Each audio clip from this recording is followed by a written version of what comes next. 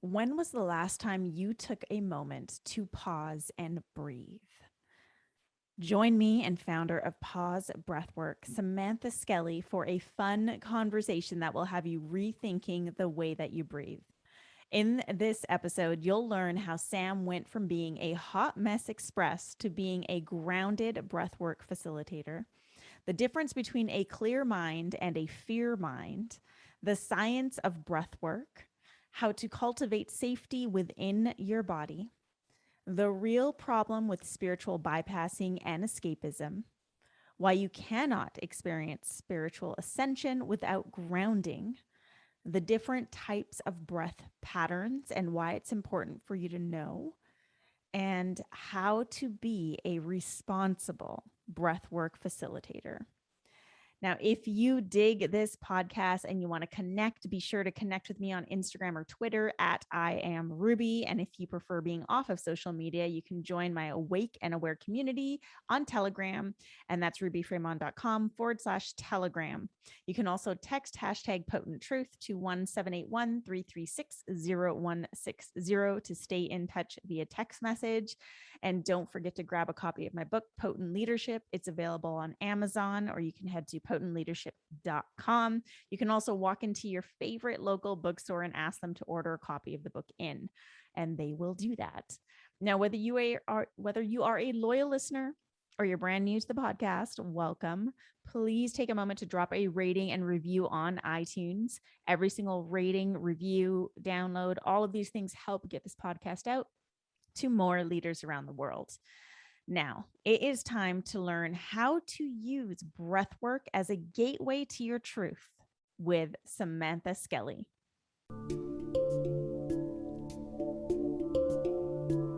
Beyond the narrative, underneath the veil of illusion, and deep within your center, therein lies potent truth. Welcome to Potent Truth, where today's leaders, change makers, and light carriers come together to question the narrative, arrive at potent truth, and lead with sovereignty. What is potency? It's who you are beneath the masks, facades, and protective gear. It's the medicine humanity yearns for, cries out for, prays for, and needs. Your potency is what sets you apart, magnetizes your following, and creates movements. Join me, Ruby Fremon, for weekly guidance, channeled messages, and potent conversations that will take you on a journey of self-discovery. I am here to guide you to a place of unraveling the programming that's been keeping us stuck for generations, unlocking potent truth and expressing it through sovereign leadership. It's time for change. It's time for potent truth.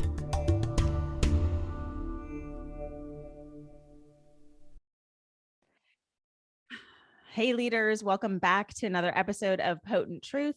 And this one is going to be insightful, informative, and super fucking fun. Because I wish I could have like one of those buttons that was like drum roll.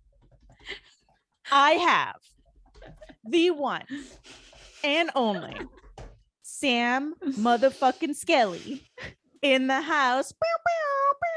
No, that was a different kind of intro. I know, but you're going to see why Sam deserves an intro like this. So Sam, welcome to the podcast. And like, why did it take us so long to fucking do this? What is happening? I feel like we went through like a 3-year hiatus of like not communicating for a while. And then all of a sudden I was like, what's this about? Get back in my life. That's literally what happened. Like we met, I think at the beginning of my coaching journey, which was around 2014-15. And I don't know, our worlds were kind of in the same space because we're both in California. And then, yeah, there was this little like separation. Yeah. For no reason though. Nothing happened, by the way, guys. Yeah. There's no drama here. It's literally drama-free separation. Like, I don't know. We both just went our own ways. All of a sudden you went from like hungry for happiness to breath work. And I was like, where has she been all my life? Like, what is happening? There was a huge transition. So for everyone listening, if you've been with me for a while, you know that I am a huge fan of breath work. And weirdly enough, I've never had anyone on the podcast talk about breath work. So oh dang, let's I go. know. Let's go. So first, because I'm actually selfishly wanting to know this story because you still haven't told me. Where did this pivot evolution into breath work come in your career? Yeah. Dude, this is such a good, it's so interesting how these soul-led paths, these soul curriculums come to play. Like looking back on it, I'm like, what the actual fuck? Like everything, every little thing in our lives is so divinely placed for us. And in the moment, it's sometimes hard to see that, but holy crap, when you have perspective, it's a whole thing. So I started my first company, Hungry for Happiness. That was when we met, right? I think you started your coaching practice and I started Hungry for Happiness, I think around like the same beat, like it was around the same time. So I started Hungry for Happiness because I had an eating disorder, body image issues, exercise addiction, the whole thing. And I went through a really gnarly 4 years of being in the deepest battle with food and anxiety and depression and body image issues. And when I was recovering from it, I was trying everything, every modality there was, right? Like energy healing, Reiki, all the things, like talk therapy, friggin' presence walking, you name it, I did it. And I realized that there was a depth that I was needing to go to, that a lot of the modalities that I was currently trying were not working.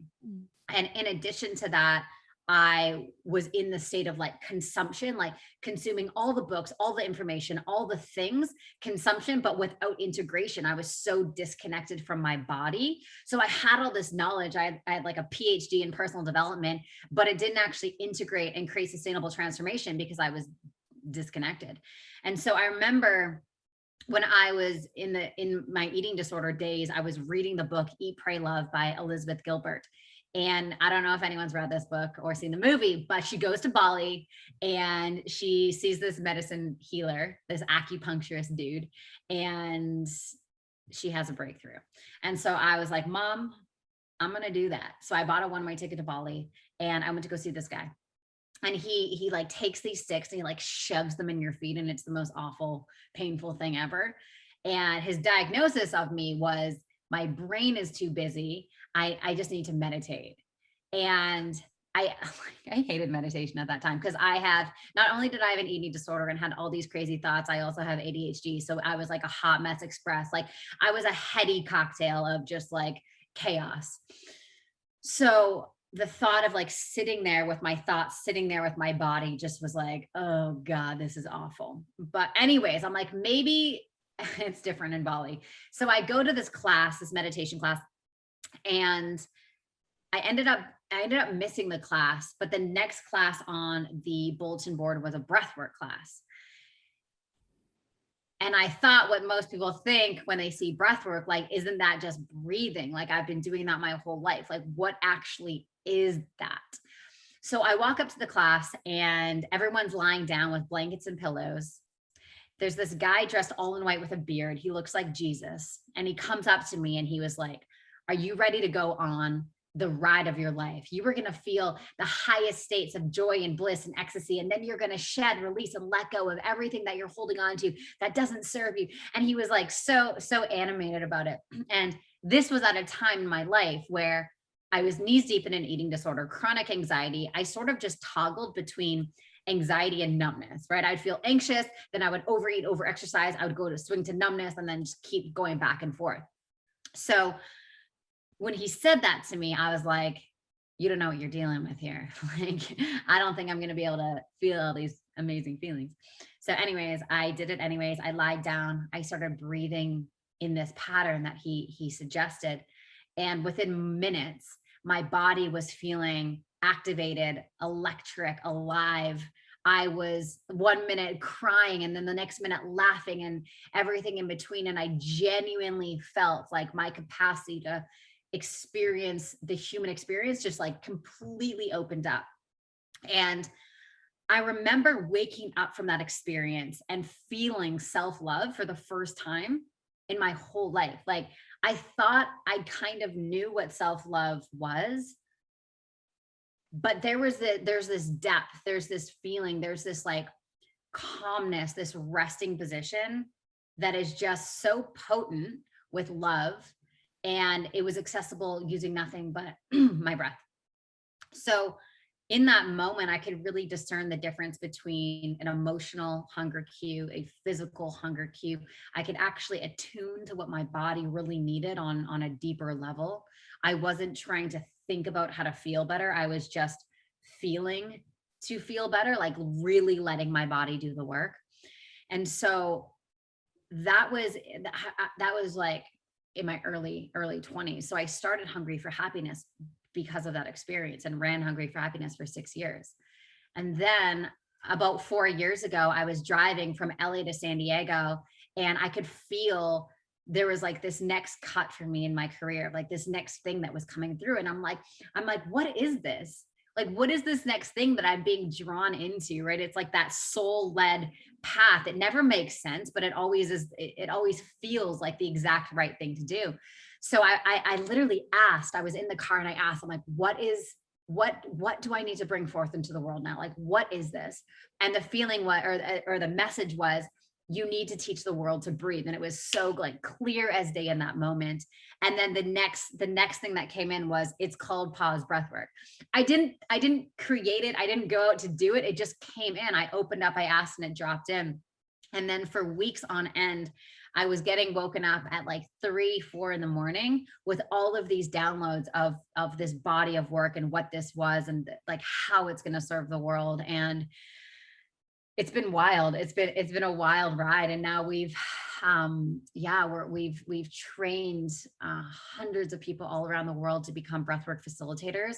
And we have thousands of people all over the world using our mobile app. And my vision is just to bring breathwork more mainstream, because it's still a little in the wings, you know? So I just really believe when we can teach people how that they are their own drug, when we can teach people that through the breath, we can access these deep states of love and acceptance and joy that we're all trying to reach outside of ourselves for, I really believe that we'll shift the world. I love that journey. And thank you so much for sharing it with me. It's so interesting how we can be on our journeys for so long, and we get caught up in the doing and the busyness of it all, right? It's like, I need to heal this, I need to do that, I need to do this. And your message was really to pause and to breathe, which I feel is a message that everyone needs to hear, especially now. And you're right, you know, breath work has become a little more popular in the last couple of years for sure, but it's still this like weird thing. Like, what do you mean I need to learn how to breathe? I do it every day. Yeah. And it wasn't until I really experienced breath work for the first time when I was like, holy shit, this is like journeying without the plant medicine. And it really helped me. I did a one-on-one session with someone once, and I was shocked at how it really supported me in connecting with some traumas in my body through my breath. And it's like we all have access to this through our breath, but when are we ever taught to do this? And especially nowadays, when are we ever taught to really connect with our bodies?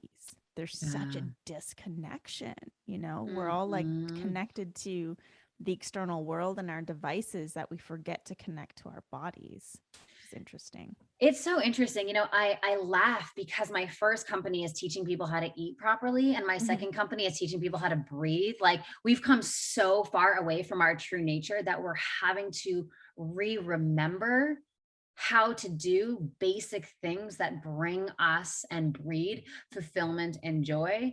We're so caught up in the hustle. We're so caught up in the doing. We're so caught up in the achieving and the egotisticals and significant driven things that are just depleting our systems and making us feel like garbage, that we have to relearn the very nature of who we are at the core. It's wild.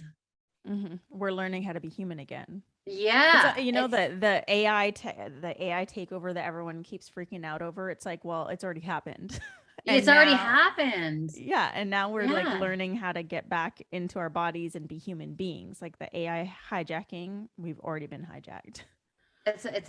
It's like our minds have been hijacked, especially what's going on in the world right now with all the fear and the propaganda. Like, fucking think for yourself, people. Like, you are so much smarter than a television. And then we have, like, you know, the hijacking of our basic needs and functions that we were given by our creator. And whether you want to say God, universe, life force, spirit, whatever word, you know, you most associate with, like, we have something called an intuition. We have something called an immune system. We have these functions that are the greatest technology on the face of the earth, but now we're outsourcing it to things that are killing us. It's wild. It's like, yeah, it's just wild to me. And it takes, you know, it takes leaders. I know if you're listening to this podcast, you are a leader. It takes leaders for us to pause, stop, think for yourself, make a different decision, and then lead that decision and allow people to resonate with your voice, because the voice of the truth right now, unfortunately, is a little bit more of a whisper in comparison to the voice of the chaotic. Just, yeah, really well said. I mean, I think that our breath is really our way of, it's like the vehicle for us to connect with our truth. And most people, I know for myself, like there are times during the day, if I'm stressed out, I'll stop breathing. Like we catch ourselves like, shit, should have taken a breath there. Or our breathing becomes erratic or really fast, shallow breathing. I mean, most of us are just shallow breathing all day long because of the stressors of life. But when you're in that state, that's really the same as like fight or flight, which most people are operating in, especially now. Which actually disconnects you from your ability to use discernment, to think critically, and to connect to your intuition. Like you cannot connect to your truth if you're not breathing properly. Yeah. And I think something that I've just been really thinking about, journaling about, is the difference between what is real and what is true. You know, and I love that, like, so much of what you're about is like helping people extract their truth. Like, what is the actual truth? And with our bodies and the reactions that go on in our bodies, we can have this emotional experience, and then the mind can create a story, and that is not true. It's like the experience in the body is real, but the story is not true. So how can we use the breath to sever that story so we can be real with the experience, honor what's going on, but actually choose the truth over the fabricated story that is either the collective narrative or whatever is going on. Like, we have to really allow the body to have spaciousness to feel through everything that's going on, not just now in the world, but in the human experience, and really have, to your point, discernment. Am I going to take that on as my truth, or am I going to dismiss that and realize that the truth is something so much deeper and so much more profound? And we can't do that in the mind. We got to be in an embodied state in order to do that. I love that you mentioned like the body, what is real in my body, and like what's happening in the body, because that, I mean, even just in my personal life has been a game changer, and especially for clients and just witnessing people. Like we all talk about embodiment. This is like the buzzword, along with a whole bunch of other fucking words. But like portal's a nice buzzword. The portal, right? Channeling sovereignty. I'm channeling through the portal of sovereignty altogether. It's like, what the fuck? What? Like I love me a good buzzword. And I think it's really important that people understand what these words mean. And so why don't you tell us your own personal definition of embodiment? Yeah, this is good.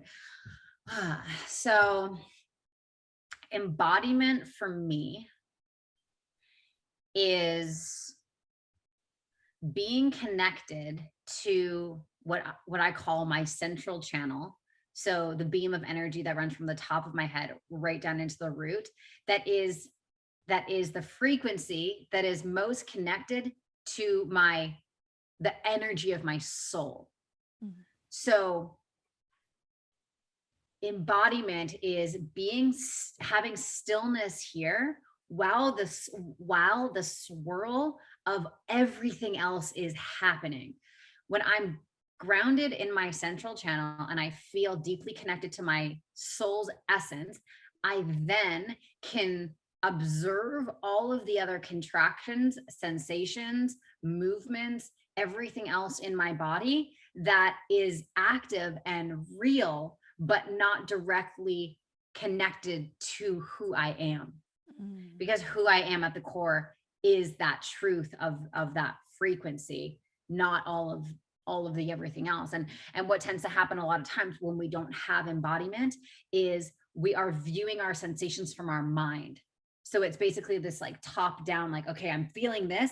And then the mind's like, well, you're feeling that because of this and because of this and because of this. And there's an enmeshment that happens that creates more suffering and more suffering and more suffering. So when we can really allow that central channel to be our resting position, it allows the energy to go from the mind into the body, into more truth, right? Because truth is in the body. And then from that place of ground, when we really stabilize that ground, then we can just be the observer to everything else that is going on. And we don't get hooked. We don't get caught. We don't get attached to the chaos. We're just observing the chaos from a grounded place. And from there, we have more access to our intuition. From there, we operate from our clear mind, not our fear mind. From there, we have just a greater visceral intelligence to let us know, is that my intuition saying no, or is that fear saying no? Is that my intuition saying yes, or is that, so we just have more access to these energies that are constantly directing us. That's what it is for me. I hope that makes sense. Yeah. And that was really, I've had this discussion about the word embodiment specifically with a lot of people. And that was a really beautiful way to put it. Especially what you said about being the observer, because we can't, if we're not embodied, it's absolutely impossible to shift into the state of being the observer. You can't, because you're in kind of like distress. That's right. Flailing with everything and the frequencies and the energies around you. And what's been helpful for me is using the breath as a way to anchor into an embodied state. I think there's a lot of people who are trying to be something and not enough people who are just being. You know, like people are trying to be, but they're not just being. And breath is what helps you be. And that to me is embodiment. And it's in the work that we do as leaders, as facilitators, as coaches, as healers, whatever it is, if you're not embodied, then what are you? Right? Yeah. If you're not embodied, then what are you? And well, you're flailing. Let me just say that. You're not, I mean, it's just, it's not grounded. And right now if you look at just the world and all the chaos that we're experiencing, you can allow that chaos to penetrate you, which we're seeing a lot and in the collective, or you can become you can get into this state where nothing like that can penetrate you. And I feel like that is only done through an embodied state. And we can unlock that through tools like breath work, which really help you ground in and anchor into your body. Now, one of the things that I've noticed, and I'm wondering if you notice this too, since you have a lot of events in the practitioner training, is that a lot of people actually have a huge amount of discomfort in their bodies, which is why they push themselves outwards so much. And there's actually a resistance to coming back into their bodies. Have you noticed that in your work? Oh, dude. Yeah. It's like safety is so rare in our nervous systems. And it's the main thing that I teach right out of the gate. Because when we don't have a foundation of safety in the body, we can't build on anything else. We actually can't be embodied. We can't settle into our central channel if we don't feel safe. So at first so I'll just share my experience of this. So I had extreme body image issues. I had chronic anxiety. I was addicted to exercise. There was so many things that forced me out of my body. Like, I don't want to be in my body. Like, I hate this. It's so uncomfortable. Not only is there a ton of anxiety, I feel like disgusting. So I never wanted to be in my body. I was always running away from it.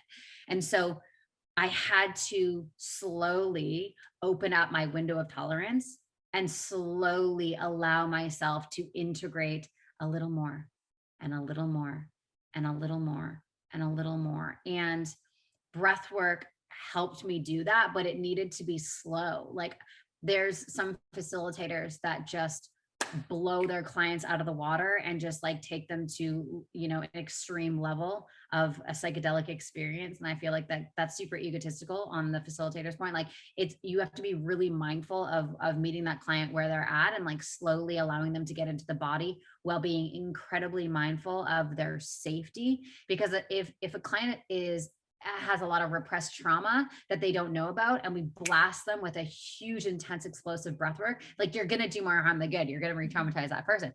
And so it's really important for us to understand, like, do I actually feel safe in my body? And asking that question, not with judgment, but just simply like, what's my level of safety? Like, how does it feel to actually sit there in meditation with my body? Does that scare me a little bit? Does that, like, what comes up for me there? And so really establishing that ground of safety is so important. In my facilitator trainings, we spend so much time on facilitator embodiment and doing their work, because you and I both know we can't take people to places we've not gone ourselves, and people will feel you at the level of embodiment that you have. So if you're teaching from your head, you'll only get like people will just like be able to feel that level of cognitive frequency. But when you're teaching from your soul, when you're teaching from your body, when you actually really know how to like move energy and run energy in your body, it's a completely different experience for your clients. So establishing a level of safety is the prerequisite to any of this stuff. Yeah. I think also, in addition to that, most people don't really understand that what they're feeling is a lack of safety. Like, most people are just kind of feeling however that shows up, the manifestation of it, which is, agitated nervous system, anxiety, depression, inability to like focus or be present. But they don't realize that that's coming from this deeper sense of like, I'm not safe. I don't feel safe. And whatever it was that, because I think for each person it's different, but whatever it is that pushes us out of our bodies is such a traumatic experience that shifts our perception of our bodies. And I'm not talking about like how we look at our bodies physically, but how shifts our perception of what it's like to be in our bodies, of how we feel in our bodies, which is why we don't like to return into our bodies. And I know this firsthand. And I remember for a long time, especially in the spiritual, here, we can rant on this. So especially in the spiritual development industry, how there's a lot of like, let's go into the 5D, 7D, yay. Like a lot of going up, a lot of rising higher, a lot of vibrating higher, keep the love and light and keep all this stuff. But one of the things that has never helped me has been that, like that never helped me. And very early on in my own personal journey, I went into the roots. Like, I am now just at this stage of my personal development journey. Like, I started this 2012. I am now just going into like more of the higher realms, but I felt this, like, I need to learn how to ground in both to the earth, to being present with myself and with what's going on. And I didn't know that what I was feeling was a lack of safety, but I knew just intuitively that was the first step for me. I needed to come back down. I needed to come inwards. I needed to learn what it was like to be in my body. And what I learned through that was really to cultivate safety within my body and cultivate safety within myself, which then leads to being able to trust yourself. And then when you can trust yourself, then you no longer seek external authorities or things or people, whatever it is, for all the answers, you know? And so for me, I look at it as like this unfolding, but from the inside out. And the first step, even though a lot of people want to reach for the stars and reach for the heavens, it's like, I believe we need to root down first. Yeah, dude. I love that you brought that up, because it's so true. There's so much bullshit in the spiritual communities, and so much like, you know, it's like, it's escapism at the highest level, you know, it's like spiritual bypassing at the highest level. Oh, the human experience is too intense. All right, let's like ascend, but we can't have stabilized ascension without the ground. Like, we have got to have the grounding in our bodies. And plus, like, we need to remember, we're fucking human. Like, we got to be here. Like, we are here. We chose to be here. You know, we'll go back up there one day. I assure you, we will. And we can tap into other realms and other energies to support our human experience, to resource us. But when there's a denial of what is, and a disconnection from the human experience, and just this like reaching, it's no different than reaching for things on the 3D plane, you know, that distract us. It's the same thing. It's another form of reaching. But the spiritual community wraps it in like, oh, but it's ascended and it's high vibe. No, it's not. It's just the same bullshit. You're just reaching for, you know, 5D versus the Cheetos, but it's the same thing. It's a form of escapism.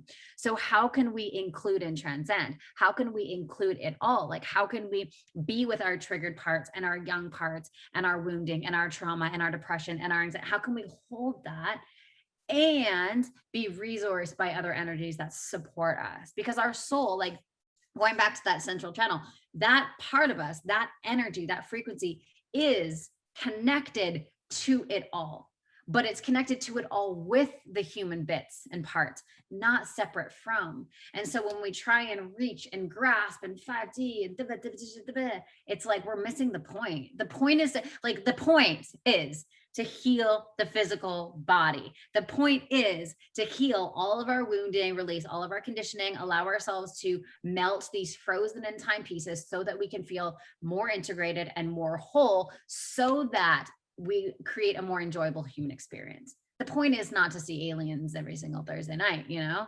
But I love that we're talking about this, because it is really, really important. It's like, can we reach those higher states? Yes. And what's the point? It's like, if it's not contributing and supporting our human experience, then maybe it's escaping from it. Yes. Thank you. I mean, I would want to rant on that topic all fucking day long. And it's interesting because I've also noticed that in breath work, where you know, some people, they experience the journey, the almost psychedelic experience, and then no other form of breath work will do. Like, they just want to go after that drug, you know? And I think it's important for us to really immerse ourselves in the totality of the human experience, and not just the parts that help us connect to the spiritual realm, but like how we do live in the 3D world. We are here. Our bodies are very much here.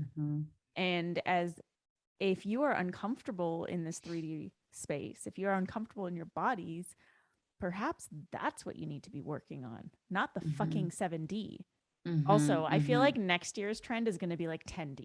I feel like we've been I don't even know. What is the 7D? I don't even know. I don't know, but all of a sudden people went from like 5D to like, I am now the 7D coach. And it's like, wait, what? Wait, what? You gotta laugh. You gotta laugh. I mean, so compassion funny to you, and come on, like, Whereas there's me, I will take you to the pits of hell to face your shadows and your darkness. Yes, But dude, yes, that I yes. mean, that's good shit. You know, the pits of Yeah, hell is where some good stuff gets activated. so much. I want to talk about your actual about pause breath work because it seems like there's and this can be overwhelming, I think, to people who are not familiar with breath work. Like if I ever post something about me doing breath work, the first question I get is like, what kind of breath work do you do and how do you do it? Because there's so many different things out there. Yeah. And so Yeah. I'd love for you to just share a little bit. You don't have to give us your secret sauce unless you want to, but like share a little bit about what makes pause breath work what it is and why people need it in their life. Let's go with that. I love that. I love that. So the way that we've designed pause is like one size does not fit all when it comes to breath work, right? So there's systems that swing more depressed when we get in a survival strategy, and then there's systems that swing more anxious when we get into a survival strategy. So, and then there's breath patterns that are more grounding and help regulate, and then there's breath patterns that are more activating and help energize. So it's really important for people to know where their resting position is so that they can choose the breath pattern that is best for them. So it's not one size fits all. So when I was designing it under the context of what is the outcome, what do we want, right? Because there's breath patterns that will like clear the mind, open the heart, energize the body, rest if you want to experience more rest. So it's truly about understanding what is your ideal outcome, what is it that you want to experience, and what is the breath pattern that is going to activate that experience. And then there's nuance to that too. So music is a huge piece of it. So on the app, the ones that are more energizing, obviously they're more tribally and bring the energy up. The ones that are more down regulating, taking us from sympathetic to parasympathetic, or are more grounding and nature sounds and like getting into the body and like really rooting down. So there's the nuance of music, there's the nuance of the mantra, right? When we have an intention and a mantra, it guides and it supports the body. So depending on what that individual is requiring and desiring, they can choose the breath patterns that fit their body and fit their ideal outcome. So there's a real science to this. And I think it's important for people to understand this isn't just like you're going to learn how to breathe. There is a science to this. And it's so, I've played around with a lot of different types of breath work just to notice how they sit with my nervous system. And I like that you've taken this into awareness when designing pause and when creating this for people, because I think there are a lot of people who are facilitating breath work that don't really take that into consideration when they bring people into a space. And when you're going on a breath work journey, for example, with like 50 people in a room and someone is already operating from like a more of an anxious state and the journey is taking people upwards. That's it. And people will say to me all the time, Sam, I've tried breath work in the past and it's just made me more anxious. It's like, yeah, that's because it was the breath pattern that you chose, right? So I'm going to give you an example. So there's a breath. So one of our breath patterns is called the triactive breath. So it's 2 in, 1 out. Now, when that exhale is forced and it's a forced exhale, that's going to be more activating. We can shift that and we can have a modification of just a relaxed exhale, like slower breath pattern, relaxed exhale. That's going to help bring people down. So the speed is also a nuance, right? If my speed is and I'm continuously doing that for 20 minutes, I'm going to have a very activating journey. If my speed is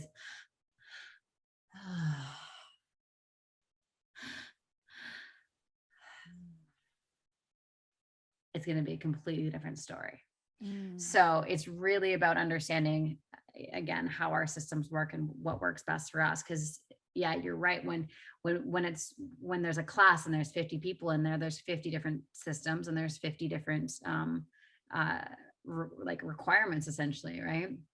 Mm-hmm. So it's about giving people the choice to choose what's best for them versus like, breathe, let's go, quick, faster, harder, let's go, come on. Which, like, a lot of facilitators treat breath work like a boot camp. It's like, that's not how it's designed. Like, it's not, the nature of it is to be in alignment with the energetics of the body, not going against them. And so we've designed the curriculum to support the body, not fight against it.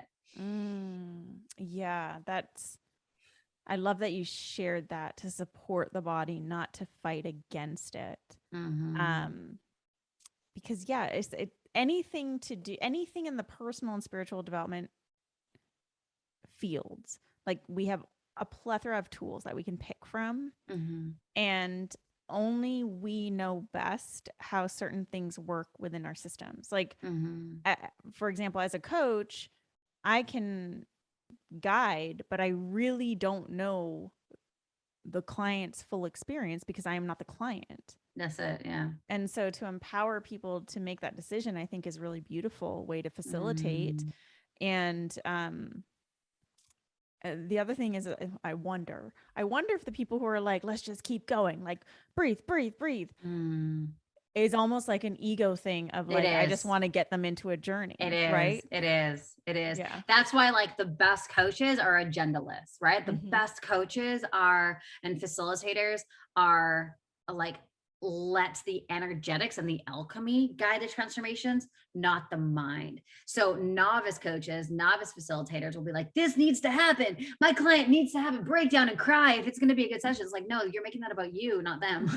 Right. And so the same thing happens with breathwork facilitators. So we teach our clients, like, the nuance of being agendaless and like, it's the breather is guiding the journey. Right. It's the breather. It's their journey. It's their experience. They get to create it, and they get to co-create it with their universe, God, whatever, spirit. And we're just holding the space and facilitating. And is that something that you teach your facilitators? Oh yeah. Like, I love that you say, oh yeah, but it's like, it's also something that I feel would be missed in a lot of programs, definitely. Right? Because people want to teach the technique and the business, but then there's like, the way the way this is translating in my system is, this is the responsibility piece. That's it 100%. And that is, so I took, when I got into breathwork, I took every certification that was available at the time. There's other ones now, and I was like, oh, like, everyone felt incomplete. I'm like, this one is missing this, and this one is missing this, and this one. So I was like, what would it look like if I created what I would want as, like, my ideal path? One that is completely trauma informed, one that is touching on the nuances of these important qualities, one that teaches really powerful breathwork techniques, one that teaches facilitator embodiment, facilitator mastery. Like, let's not forget that we are the ones creating this experience, right? So how can we create the totality of the experience? And so people will say, why is your training 6 months long when there's one over down the road that's a week long? I'm like, because I'm not interested in creating mediocre coaches. I'm interested in creating masterful coaches. And it requires a long time for us to get there. And I know that Pause is going to be a legacy company. Like, I want to have this company for the next 100 years plus. And so in order for our mission to be actualized, I can't be pumping out like okay coaches. I get to pump out exceptional ones. And that requires time, depth, rooting down, getting into our work first, before we can actually responsibly hold the space for others. That is something I'm such a huge fan of. Again, like, our listeners, you know this about me. Leadership is a responsibility, and a lot of people don't treat it as such, right? And so is being a facilitator in any modality, breathwork included, because this isn't just about breathing. Like, this isn't just about breathing. You are like, if you are not properly trained, you are messing around with someone else's fucking trauma. Like that's really what it is. Yeah. And I think that it's just a beautiful component to weave into your work. And I think that that's also what probably makes Pause different, is that piece specifically. But yeah, what's cool to everyone listening, just so you know, is you're going to be opening up the facilitator training again in just a couple of weeks. You start again, which is super exciting. And I'm so curious to know more about the facilitator training. So is this like online, in person? Like, what does it look like? It's 6 months. We know that. So it's a 6-month journey. We've designed the journey to really center the transformation of the facilitator, as I talked about, right? Because people can have a desire, but it requires a deep transformation for them to actually be effective. So you will be paired with a one-to-one mentor for the entire 6 months. We really bake in a ton of support, a ton of love. Not only will you have a one-to-one mentor, you'll have a small group that you connect with on a weekly basis. I'll be training you every single week for 90 minutes based on our curriculum. We'll have a week training, a 5-day training. There's meetups around the country for people who are like, everyone in LA will meet up and do it together. Everyone in like, say, Austin will meet up and do it together. So there's a week-long training, and then it goes into practicum. So we're teaching everything from, we've got one of the best trauma, in my opinion, one of the best trauma therapists working with us. So the entire curriculum is 100% trauma informed, meaning you will graduate as a trauma informed breathwork facilitator, which is hugely important. Don't take anyone that's not trauma informed, because like we've been talking about, you're messing with people's trauma when you do that. We talk about the science of breathwork. We have an in-house brain, a scientist that actually will go through like what is really happening on a biochemical level when we are doing breathwork. So you'll know the nuances of that, going through the entire how-to of breathwork, how to hold space, how to facilitate breathwork, and then teaching energetic maps of like, okay, what is really happening when people are releasing and letting go, and how can we be most supportive? We go through hands-on touch. Like it is thorough beyond belief. And yeah, not only will you graduate as a facilitator to be able to start a business of breathwork, or if you're already a coach, healer, facilitator, you can add this on into your practice.